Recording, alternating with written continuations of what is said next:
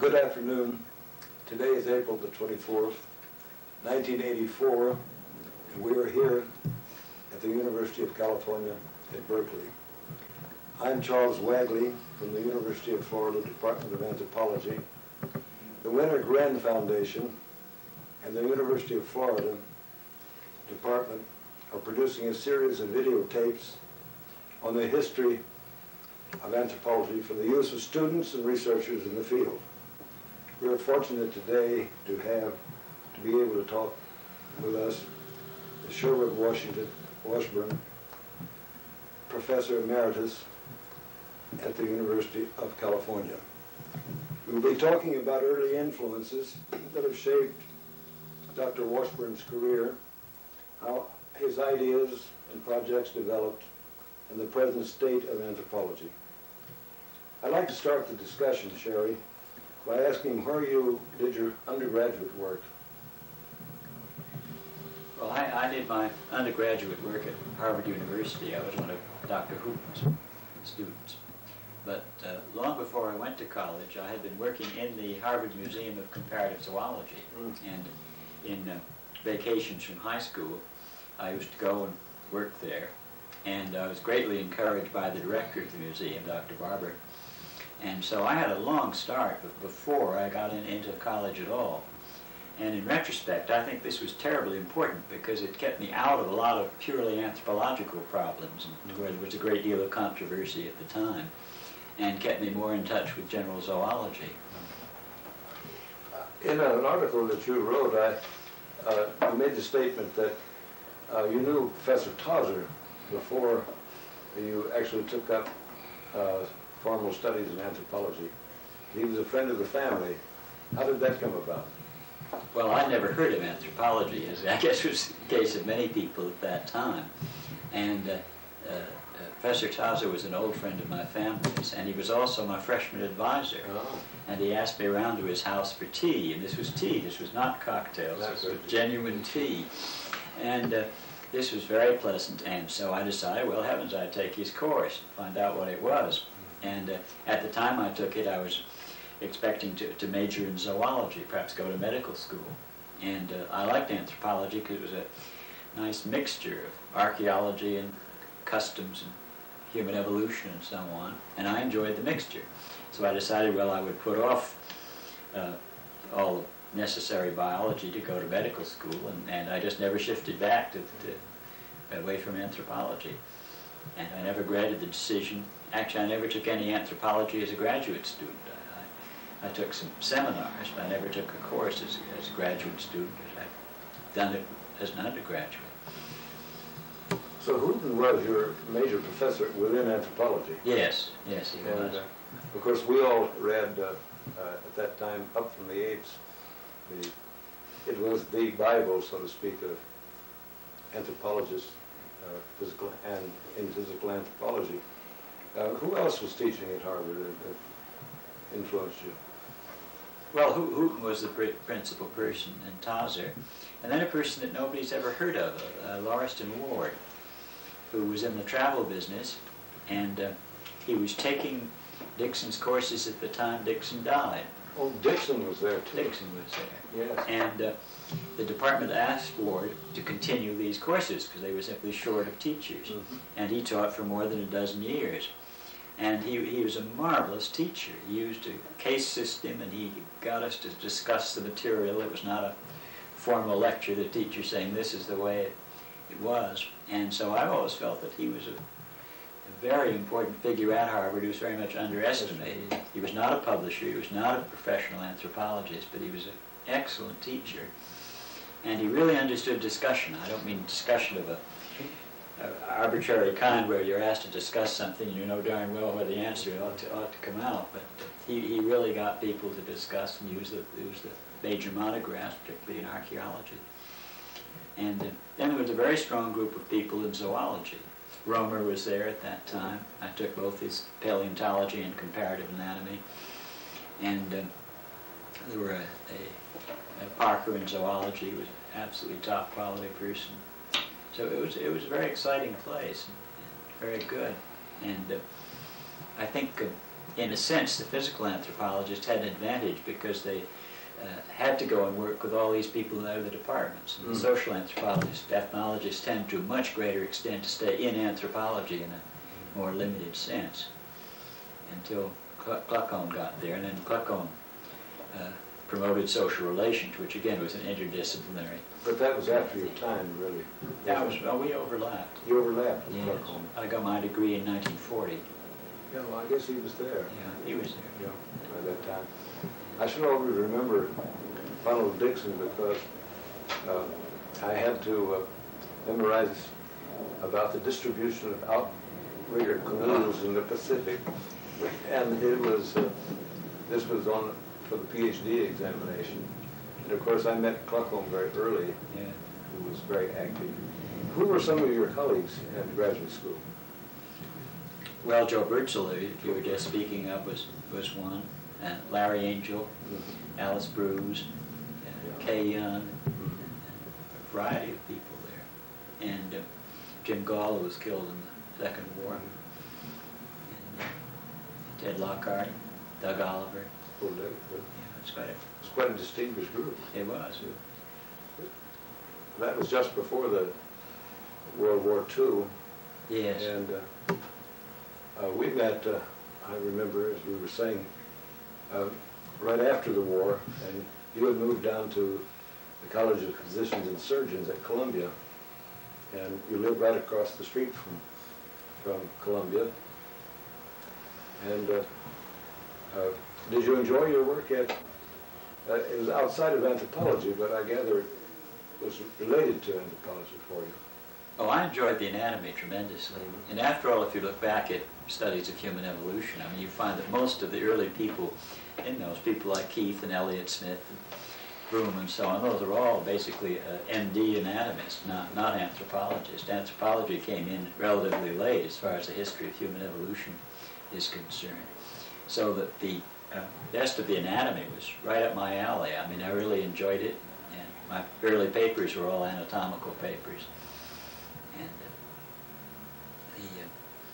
Detweiler was a remarkable person doing experimental embryology. And I remember one day I asked him what there was the relationship between the eye and the orbit.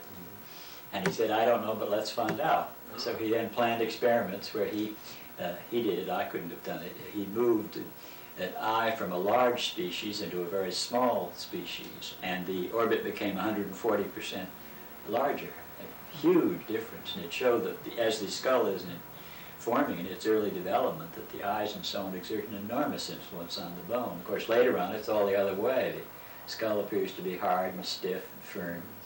And that experiment lay back a lot of my own work, which was then done by modifying other things, noses and heads, muscular origins, sizes of brains, and complexity of sutures. And we did a lot of work on changing things around. And it's not that those experiments are anthropology as such, but they give you a way of looking at the skull, which is very different from the traditional measure at bone kind of an attitude. And it's fun to do too. Well, you expressed some dissatisfaction with biometrics, and someone told me once that the number of hours that had been wasted in measuring skulls would support physical anthropology for a long time. But I think at New York, was it in New York that you met Dobzhansky? Yes. Yes. He was very influential, at least for me. I learned a great deal from him. Oh, Dobzhansky was a marvelous person. I remember I first went to his laboratory to meet him, so I went in there and we chatted very briefly, and then he said, well, but aren't you a Houghton student? And I said, yes, he was my professor. And he said, well, I don't understand this business of dividing a population up into a series of types.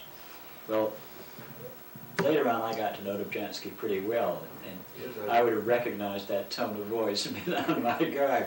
But I said, well, I don't believe in doing that. I think one should study populations and compare populations, and populations shouldn't be divided up. And he jumped up from his desk and he held out his hand, shook my hand, and that was the beginning of a very pleasant friendship. later on, we did quite a lot of organizing together. We organized the Cold Spring Harbor Symposium on Human Evolution. That was a joint operation, mostly Dobzhansky's, of course. And he came to some of the Wenner-Gren meetings. So he exerted a very strong influence on anthropology, particularly a paper he wrote in 1944 on species and kinds of fossil man, which was a very influential paper. But the great thing about Dobzhansky was his enthusiasm. Just exciting to do anything with him because he just had wonderful ideas. And he could also explain complex ideas to outsiders. Yes. Because I remember him lecturing to social and cultural anthropologists, and his discussion of genetics was perfectly understandable for the non-specialists. He had this ability to come across. Had they organized the Institute of Human Variation by that time? L.C. Dunn and Dobzhansky had one of the brownstones at Columbia devoted to human variation. That was just starting at the time I went to Chicago, so I really never had anything to do with that.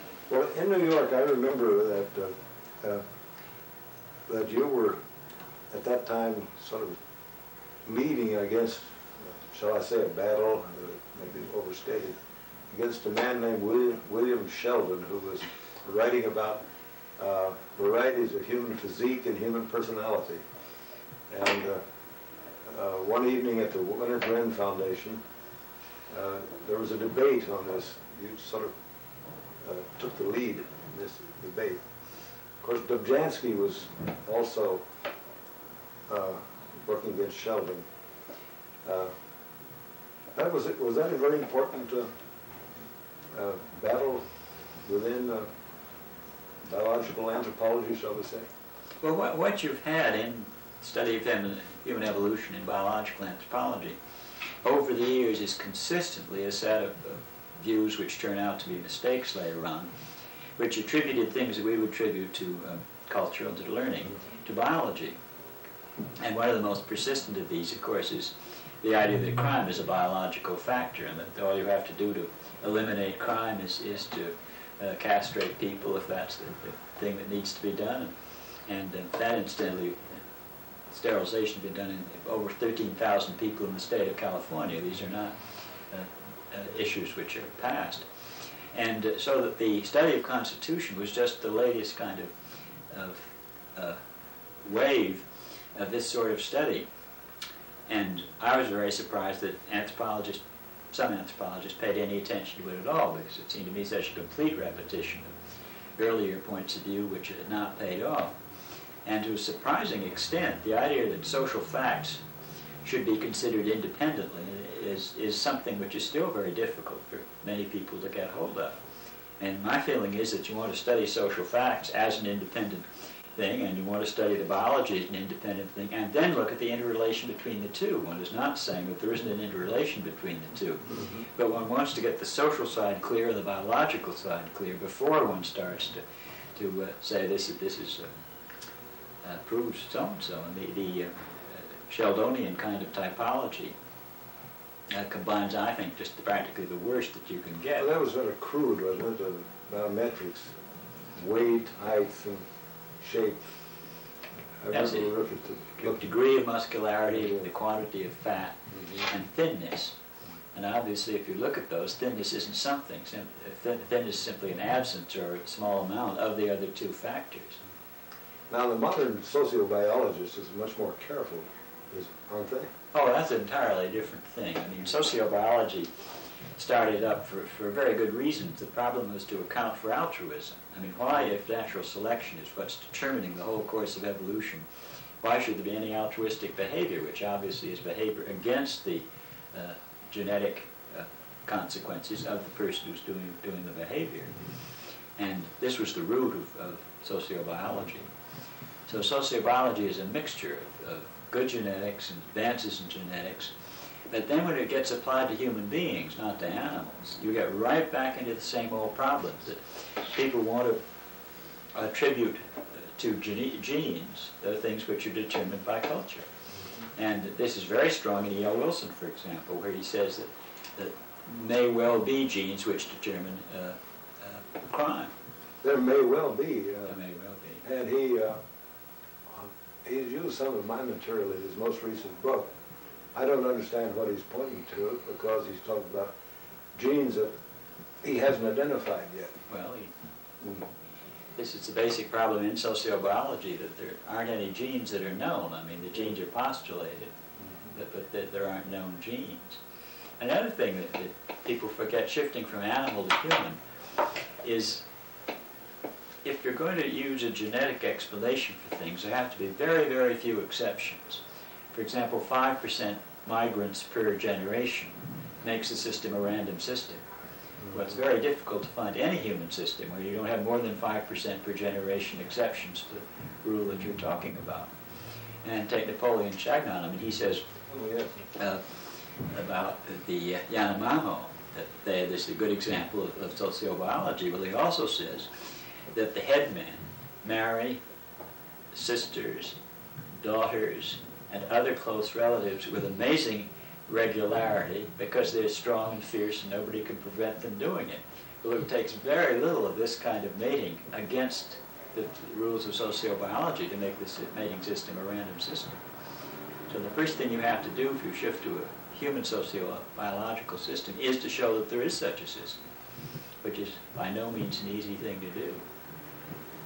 So I think sociobiology is obviously much less in trouble than Constitution was. But I think it still tends to be in trouble. And they're way ahead of themselves in identifying specific genes. Yeah, well, let me give you one example. Remember, XY is the chromosome for that, and XX is for females. Mm-hmm. Well, people starting with certain samples found that there were a great many XYs, and particularly XYYs, so there's a double dose of male. Well, these samples came from prisons. So you have prisoners who are there for violent crimes who've got an extra male in them. And there the idea was it is that extra male which causes the person to do a violent crime. Well, in the first place, this idea appealed, and a great many people did research on this idea without getting any adequate controls. And finally, when adequate controls were gotten, they found it's just a mistake. There were a great many more XYYs in the general population that were not criminal than anyone thought. And the expectation was that an XYY should be a very definite thing, and it's not. And the best work was finally done in Denmark, where they have very good registration, medical registration, criminal registration, and so on. And they found that maybe the XYYs are a little bit taller than the average, but that's that. So, because again, the culture made people want to believe that the biological factor was going to be terribly important in accounting for crime. Well, it's controllable in a way. They thought it was controllable if they can assign it to a biological factor. Yes, if the biological factor had been very important, it could have been controlled. Yes. Well, you left New York, and as you did so, and Columbia moved to Chicago. And I don't remember the date that you did move, but... 1958. 1958. And did you find the situation in Chicago? No, 58 is when I came to Berkeley. You came to Berkeley? 48. 48. You moved to Chicago in 48. Yeah. And who was there? Redfield, of course, I know, but Fred Hagen. I don't know. Well, Redfield, Egan, Tax, and Braidwood were the four very key people. And they were not only excellent scholars, very fine scholars, good teachers, but they got along very well with each other. Mm-hmm. And so the department had a conviction of what anthropology was and how it should be taught and how one managed the department in terms of those goals, which I think was very exceptional. It was very pleasant to work under those conditions at the time. And in retrospect, I think this is one reason they turned out so many very well-trained students, because the student wasn't being battered with very different points of view. And it was a very good department. I got there, of course, after Radcliffe Brown, but he left an enormous impression on that department. And they were all very influenced by him, particularly Sal Tax. And Fred Hagen was really very much, he integrated British social anthropology back into American ethnology. He did that in his basic teaching, which was Yeah. very successful, I think, for that reason. But I say it was not a uniformly happy thing outside of it. I remember Melville Herskovitz saying Chicago brought Radcliffe Brown to over here and ruined American anthropology. Well, I, of course, was at Columbia where the picture was quite the contrary. It was not a department that was at peace. Yeah. And a great friend, I think mutual friend, was Ralph Linton. And I suspect Linton learned a great deal from Radcliffe Brown, but wouldn't admit it. He didn't like Radcliffe Brown. Yeah. And felt that Radcliffe Brown was a bad influence. And yet, if you read his study of man, you see that Radcliffe Brown was a definite influence on him. Yeah. He was at Wisconsin and used to travel over to Chicago. Speaking of Redfield, who I admired very, very much, I remember there was a question of a PhD thesis being proved in physical anthropology. It was one of Bill Krogman's students. And the work was being done on rats with staining the skull of rats. Very nice job. And the department was arguing very forcefully whether this was anthropology or wasn't anthropology. And Redfield had a marvelous way of, after an argument had gone to a certain point, of just ending it in a neat way. And he leaned back in his chair and he said, wasn't there a man named Mendel who contributed to genetics on the basis of plants? It ended the discussion completely. I always admired Redfield, and the fact was he was an objective, humanistic scholar, and in fact I attribute to him one of my influences upon my own life. But I always have read his introduction to Oscar Lewis's restudy of his Mexican village, in which he defended the man who was criticizing him most. Yes. And said more studies like this should be done. It was really a statement by a scholarly gentleman. And of course, tax was an enormous energy. Well, I think Redfield saw very clearly on that restudy that you could interpret it in quite different ways. You could interpret it in terms of the personalities of the people doing the study, which is what some people did. Or you could interpret it in terms of the sampling, how you decide which piece of this complicated culture you're going to study. And then when I had to redo it, to make sure what the proper explanation was. And you're right, Saul had tremendous energy, just unbelievable. Unbelievable energy. He became editor of the American Anthropologist and began to issue 6 issues. We didn't have the money for 4, and somehow he found the money for 6, and the energy to send 6. Well, I can give you one guess which foundation supported that. 6 issues was Wenner-Gren, of course. Wenner-Gren. Well, in New York, returning back, you were close to Paul Fayus and knew him quite well. And he was a fascinating person. Yeah. And did a great deal, and particularly in those years right after World War II, for anthropology. Well, he was a very imaginative person. And Paul really believed in change. I think a lot of people say they believe in change, but they don't really believe in change. And I remember the first time I met him was a dinner that Ralph Linton had organized. And he organized a dinner so that Paul would meet a large percentage of the anthropologists who lived around New York, and met at the Columbia Faculty Club. And then a lot of us made appointments with Paul to go and see him at the foundation and talk about our research. And I had just taken out the parietal bone of a newborn rat. So this was taking out a thing like so. Mm-hmm. A tiny little incision, and then we grow the rat for 60 days, and then you see this very changed skull as a result of this. So I had a bottle about this size, and I took it in and showed it to Paul, and showed him what I was doing, explained why I was taking out these various pieces of rat. And he picked it up, he looked at it, I never forgot, and he just said, "It's magic." He said, "How much do you need to complete the experiment?" Well, he had as I understand it, a tremendous career. He was first a medical doctor, and then he actually did an ethnographic study among the Yagwa and the Amazon. And he was a photographer, a well-known photographer, was in film, and then he became this sort of entrepreneur, thinker within anthropology.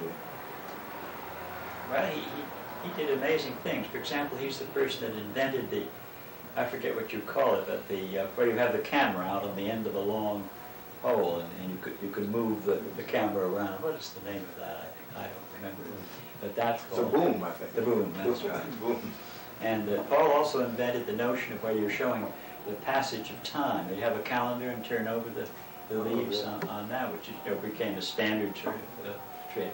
That was one of his operations. And I found him a very, very exciting and fascinating person. And he would suddenly take notions about something that ought to be done and whatnot. And I remember about 2 in the morning once, he decided he was going to teach me how to fight with a saber. So anyway, he was Viennese. cavalry, He was Viennese. and he had an absolutely iron arm. And I would hold up this pitiful saber, and he would go wham, knock it right out of my hand. And then he said about 3, I think we better stop. What year did he organize those days was Viking Fund, meetings of the status of anthropology? It must have been in the late 1950. 50. The book was 1950. 1950. Yeah. That was quite a turning point, I think. In a way, that's when anthropology became a large body of people and a larger subject. Up to then, had been quite an intimate group of friends and cohorts. Well, I remember at the final dinner of that, I was chairman. Grover asked me to be chairman of the final dinner, and I looked over the room, and I think I knew about half of the people there. Not necessarily well, but I mean, I knew who they were and whatnot. And I remember thinking a very small number of years later, that with a comparable number, one wouldn't know a tenth of the people. And it was a tremendous change that came in the late 40s, early 50s. And I think all for the good, because I think, although it was very nice to know everybody. Sure, it was a nice club that we had. Even the association meetings were small. One session, everybody had to go to that session. About that time it began to enlarge, and we had multiple sessions, and now you can't find a meeting you want to go to. Yeah, now it's huge. It's huge. Turning back to Chicago, how many years did you stay in Chicago? 11 years. 11 years, Yeah. well that's a long stint. Yeah. And this was a period when people were moving around in anthropology. Anthropology was becoming bigger, and there was hadn't turned out as many PhDs as we actually needed at that time. Chicago turned out a good many PhDs and placed them very successful. I think it was a very effective operation that they had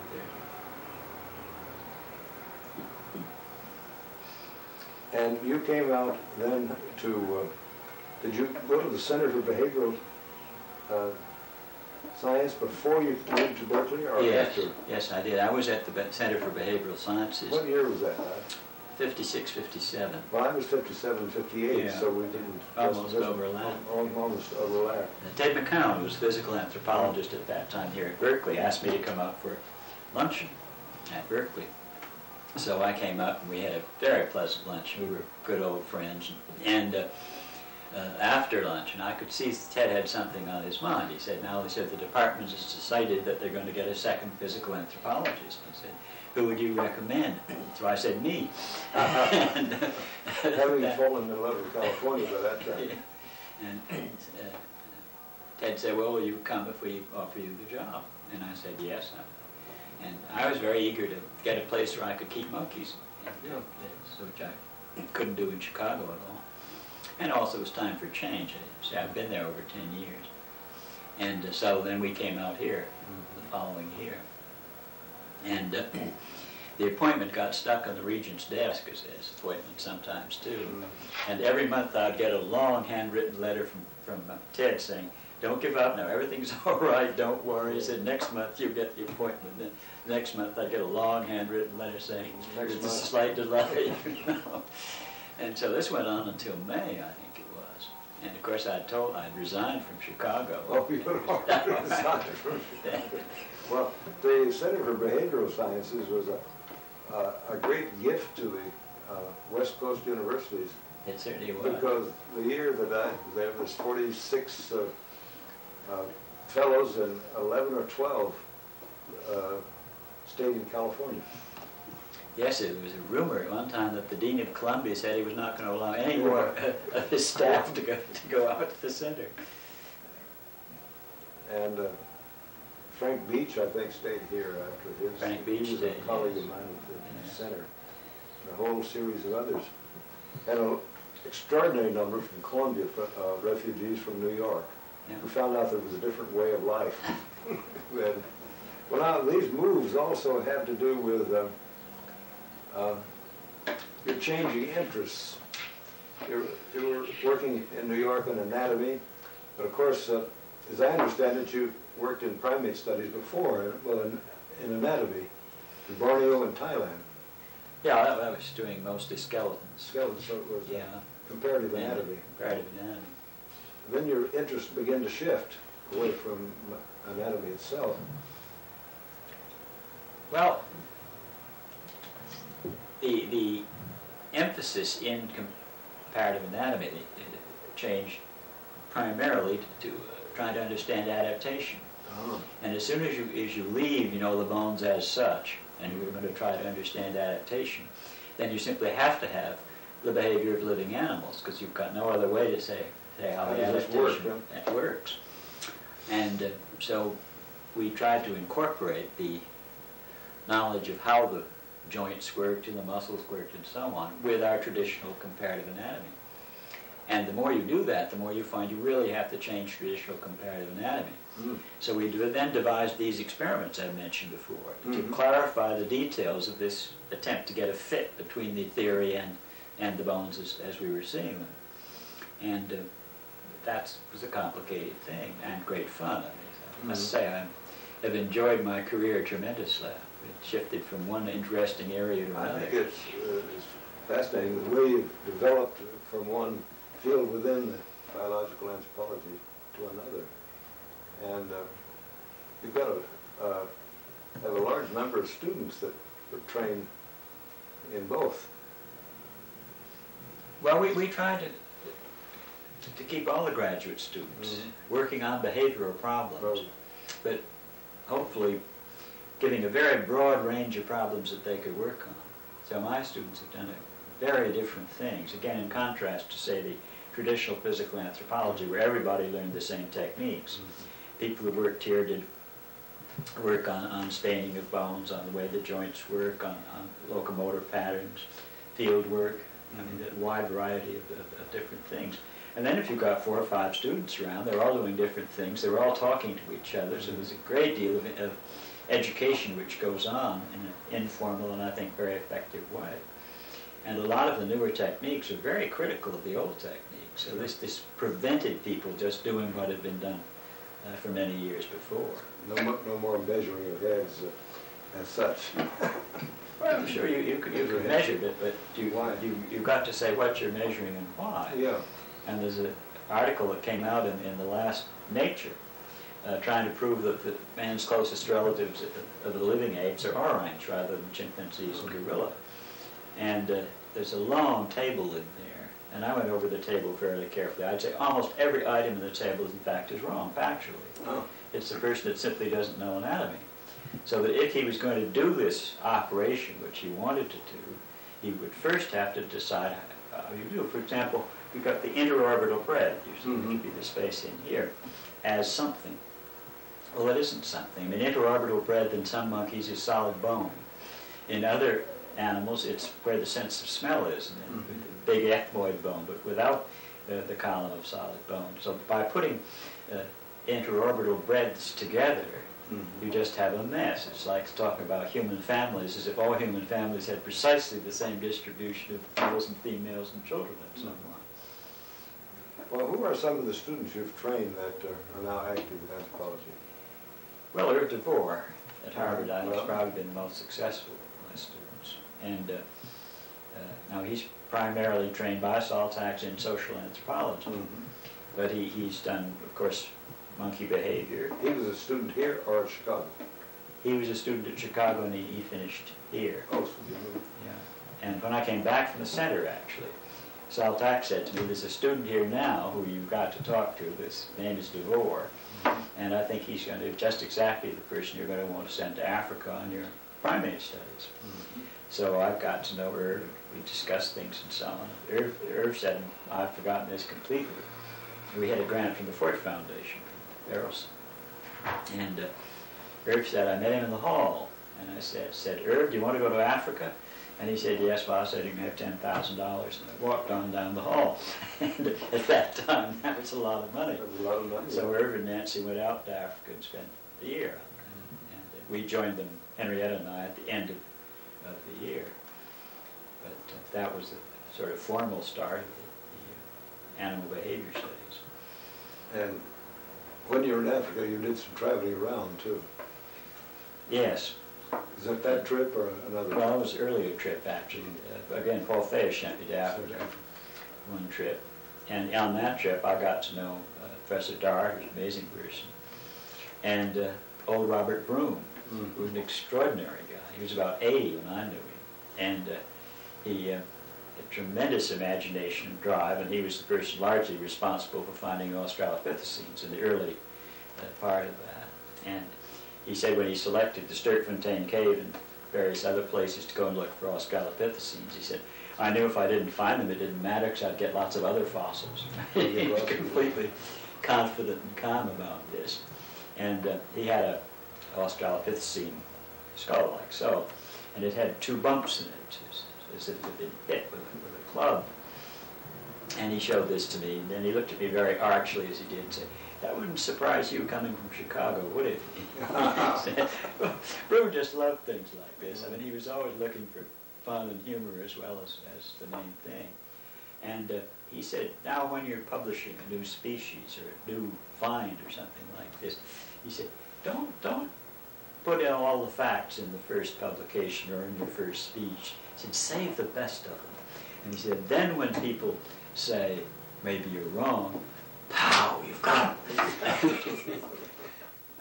It was very dramatic. Well, who are some of the other students that you've trained? I know you have a lot, a great number of students in anthropology.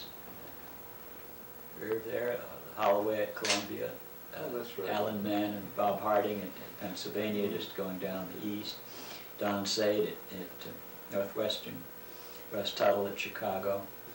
It's quite a lot. There are about 40 students in all. Vince Sarich and Phil Stolenow here. Yeah. And now again, you see on the students here, I mean, Clark Howell's doing fossil man, archaeology. Phyllis is doing primates. Vince is doing molecular biology. And this is the way we've tried to have this all the time, is to have a wide variety of different techniques and different interests. And when you have a group like this, what you find is that the personality of the students is remarkably correlated with their choice of techniques. I mean, a person who enjoys dissection is very unlikely to be a person who wants to watch live animals. To sit and watch the chimpanzees all day long. Yeah, watching all day is something that a lot of people won't do. And it's too boring, it's too much repetition. I mean, it's absolutely essential for the development of the science, but you have to have a special relation to animals to sit and do that. When I was watching baboons, and Henrietta used to sit in the Land Rover and read novels. She would just sit in the back of it in order to overcome this boring thing from her point of view of just watching these creatures hour after hour. And I was very lucky because I was interested in the behavior and in the structure that lay behind the behavior. And I was frustrated with comparative anatomy. So when molecular biology started to come along, I welcomed it, you see, because this was getting out of a lot of the difficulties that I had been unable to get out of with the traditional methods. And There's still a lot of people in the field will not use the recent techniques because they show a lot of the traditional techniques are in fact wrong. Well, I think students with a diverse interests of this sort learn a great deal from one another, too. I remember my graduate days. I remember some of my own students. I always said they learn more from each other than from the professors sometimes. I think that's true. No, I would certainly agree with that.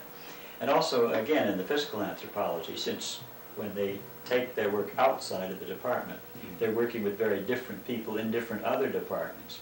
Yes. It means there's a great deal of information that's fed back. Brought back into. You couldn't, well, put it this way, if you demanded that your students go out and learn all the things, in quote, that they ought to be learning, it would, first place, it would take too long. In the second place, you'd have unmotivated students. I mean, this way, when they go out and do what they want to do, there's a tremendous amount of motivation. And when they come back to the department, you indicate, well, sure, what you're doing is great, but you've got to be careful because, and that's where you come in as a teacher, not starting the person into it, but in helping them to see where the complications are. And not get lost in the... Not to get lost. Now, how do you feel about the present status of biological anthropology, having spent a long, long period in the field? Well, on the whole, of course, the status is so much better than it was, partially because of more people, and partially because of infinitely better techniques. And I use the word infinitely advisedly. I mean, with all the work on comparative anatomy, people couldn't decide whether the Piltdown jaw came from an orang, whether it came from a chimpanzee, or whether it was a genuine fossil. And these were the top people in the field. And Jerry Lowenstein got a fragment of the Piltdown jaw, which Mollison sent to him from the British Museum. And one test shows that it's an orang, period, not debatable. Well, just look at the difference. I mean, if the test had been available before the First World War... Before we all had to read about it, and unfortunately, in general anthropology, to teach about it. That's right. And it went on and on. On and on and on, and we had to, all the textbooks had to be revised. Yeah. Oh, there's a huge difference. So I think the interrelations of the primates is on an infinitely better ground than ever before. I mean, we are really close to chimpanzee and gorilla. I think this has proved much better than ever before. Another thing that's better than ever before is just the number of fossils. Oh, yeah. There are lots of good fossils that didn't used to be. And also they're dated properly. I mean, between potassium argon, magnetic reversals, and so on, you can get pretty accurate dates on these fossils under most circumstances. And not that it's magic. For example, in dating the 1470 skull that Richard Leakey found, about 60 determinations were made in different laboratories before the date was worked out. It's a huge amount of effort. Well, this resulted in a great improvement of the technique of dating. So this was not wasted time at all. Well, do you think that there is a shortage of jobs within anthropology, but I wonder if that's true in biological or physical anthropology. Do you think this is a career to entice young people or to welcome young people into? I know it's a fascinating career, but can they make a living? I think there shouldn't be a shortage of jobs in biological anthropology. There shouldn't be. Maybe there is, but the problem is to keep the training in part adjusted to where the jobs are. And when I was teaching it, I think all my students were placed. I don't think a single student wasn't placed. They mostly placed before they got their PhD. Now we have a few students who are not placed, but they're students who can't teach anatomy. They've been trained in such a narrow area that they trained themselves, so to speak, out of the possibility of job. Now, before this, we placed everybody solely because they were able to operate at least 2 and probably 3 departments. And that puts a lot of strain on students. I mean, that's not an ideal thing from one point of view. In a different point of view, I think it is ideal to have them operate in different departments. There still is a field that gives a great deal of room for a young person to enter into it. It's not a laid down. I've often said that anthropology is what anthropologists, I've heard that said, what anthropologists do. Yes. So whatever you want to do within is anthropology within range. Well, this is true in physical. Yeah.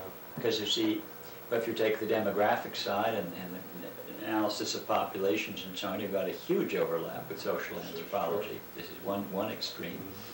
And then in the fossil man, you've got the other extreme where everything is dead and there's nothing other than that to work with.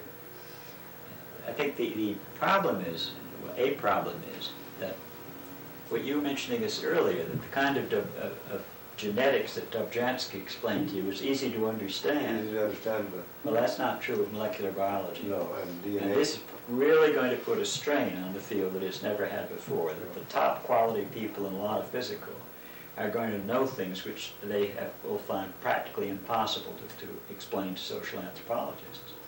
And I think this is going to make it more difficult to keep the field together. And if you break up physical anthropology, you don't have enough people in the fragments of the field to operate. I mean, there just aren't enough there to influence foundation or to get the kind of money necessary for research. So I see real strains coming in the field, unless budgets increase, Well, which I hope they will. you were president of the American Anthropological Association. What year was that? You were president. 62. 62, and then Yeah. you were president-elect, 61, 62, and Yes. president. Was it a peaceful time?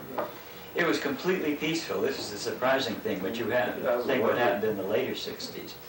And since I've been involved in changes in the American Anthropological Association, selling the 6-issue journal and various things like that, the first meeting we had of the executive committee, I said, now let's not wait until something happens. All you guys go back to your departments and find out where the dissatisfactions are, and then we'll see if we can't act before the problems. Well, everybody came back at the time of the next annual meeting and said, Sherry, there aren't any problems. That things are calm, so that there's nothing we can do. And the one problem we had was the study of race, the same old business of trying to get a satisfactory statement on race. And it was a pretty good statement, but as it was circulated around and around, you know what happens to these statements. Everyone wanted to make sure that this sentence was correct and that sentence was correct, and this watered it down and watered it down, until finally Steve Boggs said, if this is the board's resolution, I resign as of now. This was in the middle of the annual meeting, and this really slowed us all down. And then Joe Casagrande said, Sherry, he said, you can get us out of this jam. And I said, well, if I can, Joe, tell us. And he said, you give your presidential address on the subject of race, we will accept that as this board statement. And of course, I was all set to give an address about monkeys. Oh, so you changed that. Well, race was, UNESCO was, at that time, was trying various statements on race and so forth. And, certainly the peacefulness ended by the time I was finally president. I was president during the height of the Vietnam War and the Thai question. And so if we'd have had some preventative medicine a little earlier, we might have missed that, but I don't think so. Well, Sherry, thank you very much for allowing us to visit with you this afternoon. And for giving us your time. Thanks very much. I hope that long career and the graduate school, my God, as many women as men. Well, what about Barnard? Those mixed classes? Well, you know, no, not in my day. Boaz taught at Barnard. Yeah. He fought with the dean of Columbia College and wouldn't give courses in Columbia College. And you could get permission to go over to Barnard and take a course. And I can't remember any females in Columbia College classes. But in graduate school, they were 50-50. Well, Harvard's changed completely now, but certainly when I was there, It was male and female kept separate, period, and no question about it. I guess Cora was the first female. She was Radcliffe Harvard and more on the Harvard side. Well, Alice Bruce must have been pretty much the same. Yeah, at the same time. Same time. According to law. Well, John should be showing up here in Well, about 15 minutes. Sherry was nice enough to say we could stay here Okay, that'd be great. if you did. It's a pretty good setup. I like it. I'll try not to use my glasses, but one of the things I found out in watching this other one with Wally Goldsmith, is I didn't know what to do with my legs. And the table takes care of that. I was always moving my legs, scratching my damn legs. And, Well, that was one with Ruth Bunzel. that was Ruth Bunzel, always scratching me.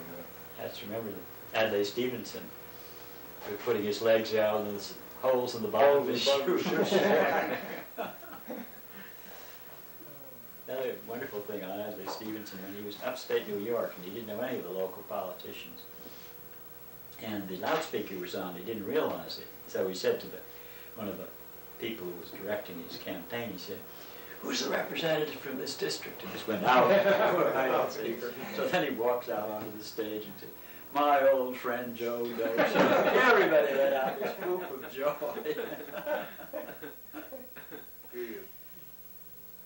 But there have been a lot of mistakes made over the loudspeakers.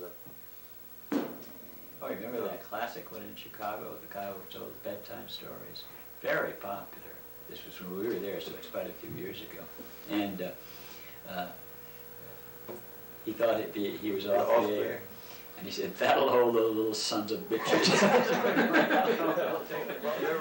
All the parents said how terrible this was for their children to hear that, and I'm sure it's the other way. I bet all the children were happy. Well, there was some guys, who years ago at one of these stations, TV stations, that went out and bought pornographic movies, and they thought they were off the air. Oh.